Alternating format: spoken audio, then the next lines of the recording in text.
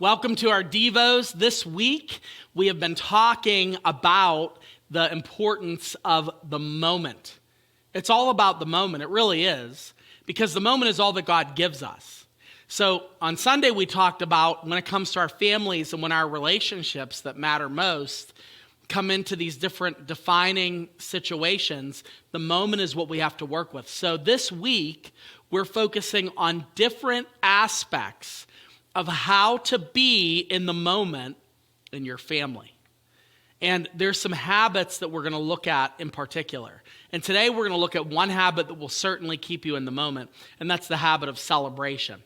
That's the habit of celebration. If you are at all driven and you consider yourself kind of like you have a vision for where things ought to be, like I'm like that. Like right now, I have a bunch of projects I'm working on.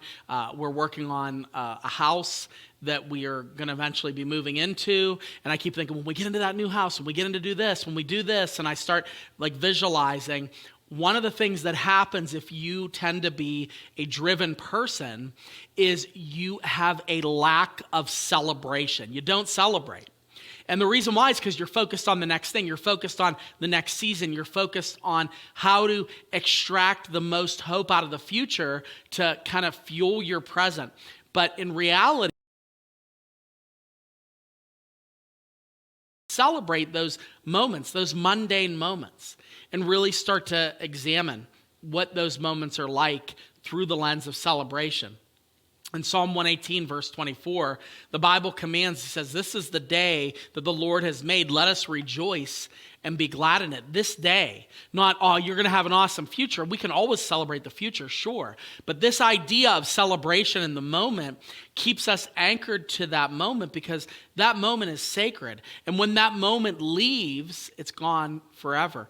I have a really weird thought that keeps recurring as my children are getting older, and my son Levi was into parkour for a little bit. So him and Evie, my daughter, they would do parkour, just kids parkour, just run around on gym mats and stuff. So I remember a couple times I'd pick them up from school, and I would drive to this little parkour gym. And it was kind of, it was just a gym, and it's dingy, and it smells like a gym. It's clean, but you know what I'm saying. It's just a gym.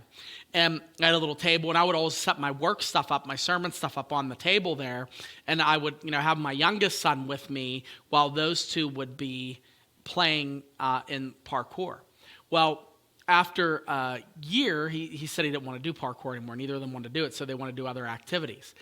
And now every single time I pass that gym, I'm like, that was kind of cool. It was a cool moment to have that, that we were all together and they were playing and I had my youngest son, and there's something there about celebrating that moment and the enjoyment that they had. And once it goes away, you can't get it back. And I know that's like, it's really terrible to have that type of advice to young parents. Like I never am that parent that's going to tell you if you're struggling with a newborn child, hey, it goes so quick, just enjoy it. Meanwhile, you haven't slept, you and your spouse haven't spoken, you can't afford anything because everything's so expensive. Like, I'm never going to be that person that makes you feel bad about having a hard time, but I am going to be that person that will tell you anecdotally that there are moments that I miss.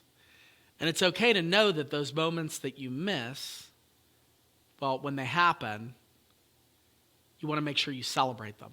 So, celebration. When you bake celebration in, it forces you to focus on the moment.